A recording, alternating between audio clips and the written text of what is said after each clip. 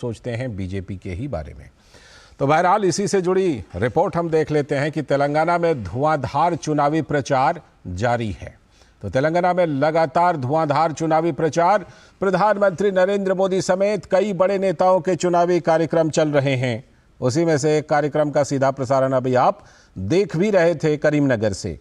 तो लगातार ये चुनावी कार्यक्रम चल रहे हैं बड़े नेताओं के। प्रधानमंत्री नरेंद्र मोदी की आज तेलंगाना में 2 चुनावी जनसभाएं और साथ ही हैदराबाद में रोड शो का भी कार्यक्रम है। और इसके बाद प्रधानमंत्री का हैदराबाद के आमिरपेट गुरुद्वारे में मत्था टेकने, क्योंकि गुरु पर्व है आज, और फिर कोटि दीपोत्सव में भी शामिल होने का कार्यक्रम है। आज देव दीपावली भी है। पीएम ने की तिरुमला में श्री वेंकटेश्वर स्वामी मंदिर में पूजा अर्चना, देशवासियों के अच्छे स्वास्थ्य, कल्याण और समृद्धि के लिए प्रार्थना की। वहीं महबूबाबाद में जनसभा को संबोधित करते हुए पीएम ने कांग्रेस के केसीआर सरकार पर तेलंगाना को बर्बाद करने का आरोप लगाया। करीमनगर से पहले उन्होंने महबूबाबाद में ही जनसभा की थी। प्रधानमंत्री ने जनसभा में दावा किया कि तेलंगाना में पहली बार भाजपा की सरकार बनने जा रही है। तो प्रधानमंत्री के अलावा केंद्रीय गृह मंत्री और वरिष्ठ बीजेपी नेता अमित शाह की भी एक जनसभा और 2 रोड शो का आज तेलंगाना में कार्यक्रम है। इसके साथ ही भारतीय जनता पार्टी के राष्ट्रीय अध्यक्ष जेपी नड्डा का भी 3 जनसभाओं को संबोधित करने के साथ ही एक रोड शो का भी तेलंगाना में कार्यक्रम है।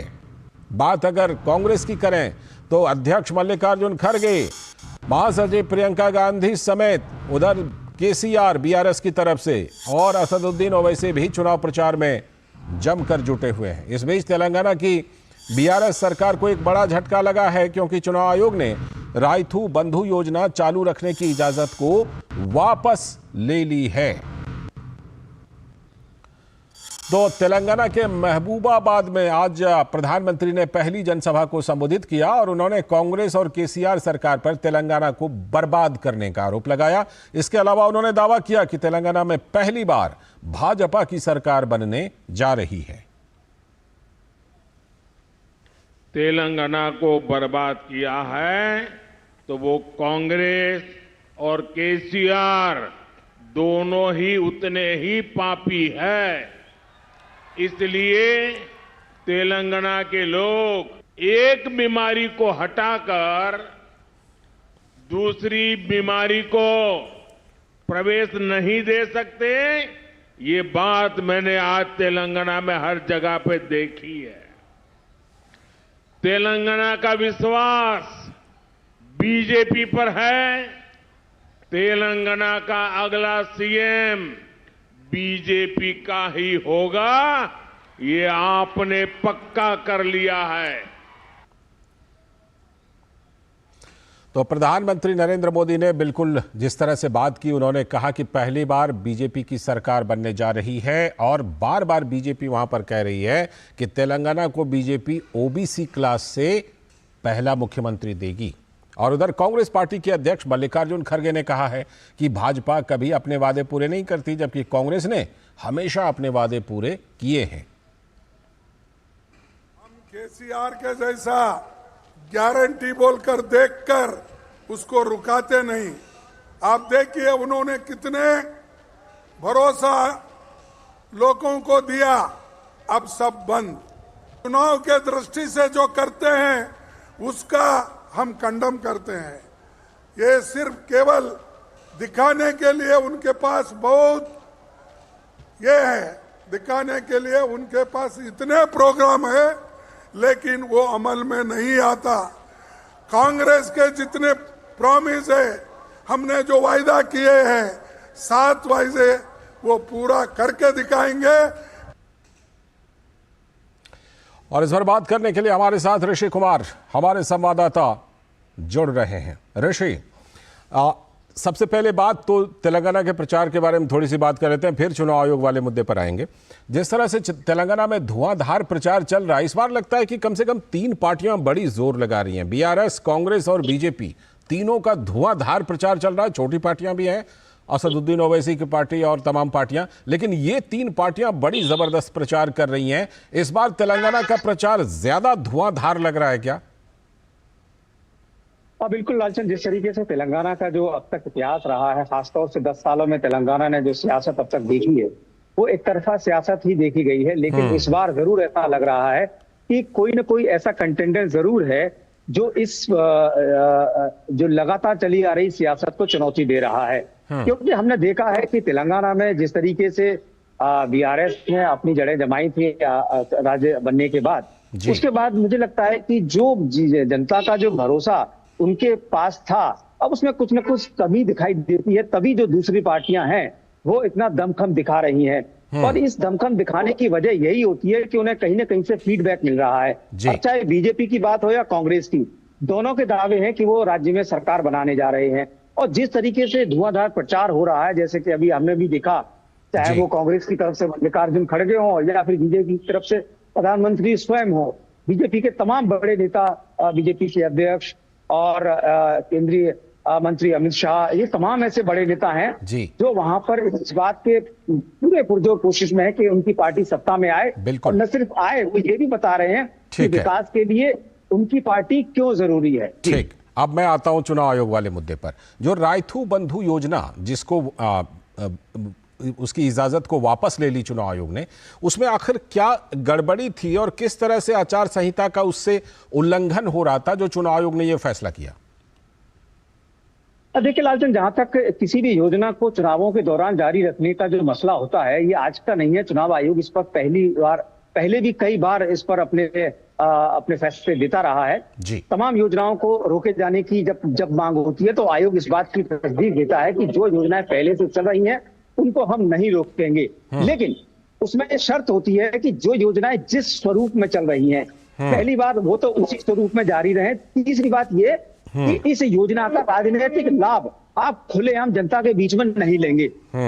सबका जब उल्लंघन वहां पर होता हुआ दिखाई दिया, तो सत्ताधारी पार्टी के जो स्वास्थ्य मंत्री हैं उन्होंने अपने चुनाव प्रचार में साफ कहा कि इस योजना के जरिए हमने कितना पैसा खर्च किया है और हम इसमें क्या क्या और करेंगे। तो ये जो पूरा का पूरा कोशिश थी जो सत्ताधारी पार्टी की, वो कहीं ना कहीं इस योजना के जरिए वोटर को लुभाने की कोशिश की, जो कि मॉडल कोड ऑफ कंडक्ट का सीधा सीधा वायलेशन है। और जब इसकी मीडिया रिपोर्ट्स आई, तमाम राजनीतिक दलों की कंप्लेंट्स आई, उसके बाद आयोग ने यह फैसला लिया कि जब तक एमसीसी लागू है, जहां पर चुनाव संपन्न नहीं हो जाते, तब तक इस योजना पर रोक रहेगी। चलिए, बहुत बहुत शुक्रिया ऋषि जुड़ने के लिए और विश्लेषण करने के लिए। और अब बारी है आज की खास चर्चा की, और आज की जो खास चर्चा है वो ये कि क्या नीतीश कुमार बार बार गोल पोस्ट बदल रहे हैं, क्योंकि तमाम तरह की चीजों को करने के बाद अब शराबबंदी पर सर्वे कराना चाहते हैं। लेकिन क्यों?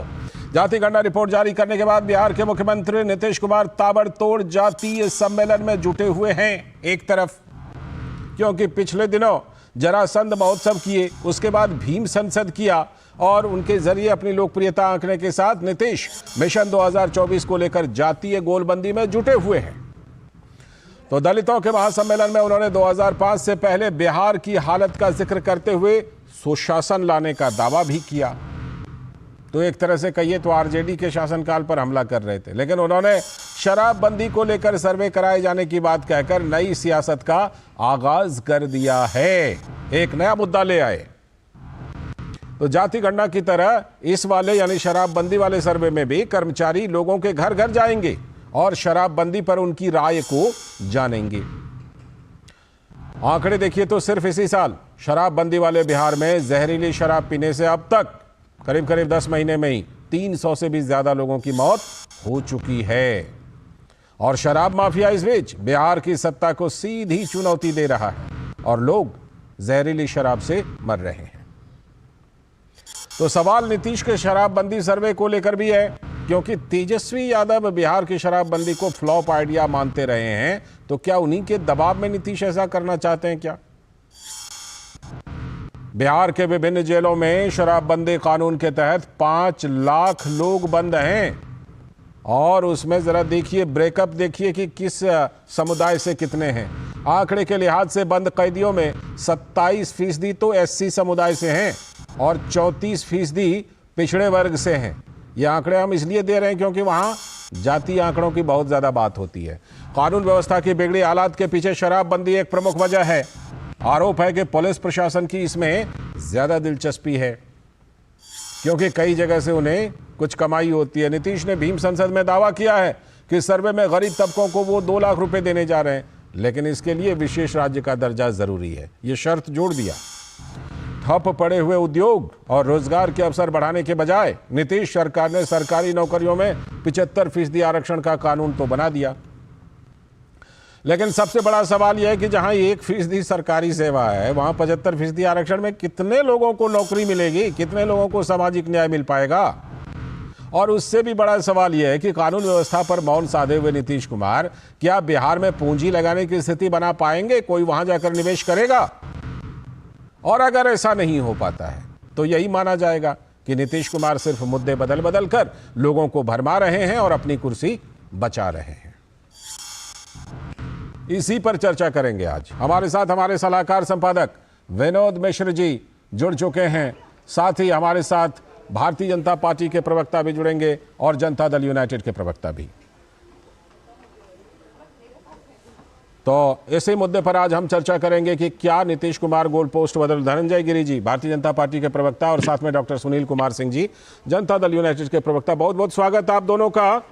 मैं शुरुआत करता हूं विनोद जी से, जरा चर्चा को विस्तार देता हूं। विनोद जी, ये लगातार लगता है एक श्रृंखला सी चला दी है नीतीश कुमार ने, जातिगत गणना की रिपोर्ट, उसके बाद आरक्षण बढ़ाने का दायरा, विशेष राज्य का दर्जा, शराबबंदी पर सर्वे, मतलब गिनाते जाए तो 2-4 और आ जाएंगे। लगता है ऐसा है कि बार बार नीतीश जी क्या गोल पोस्ट बदल रहे हैं क्या, और उनको किसी एक मुद्दे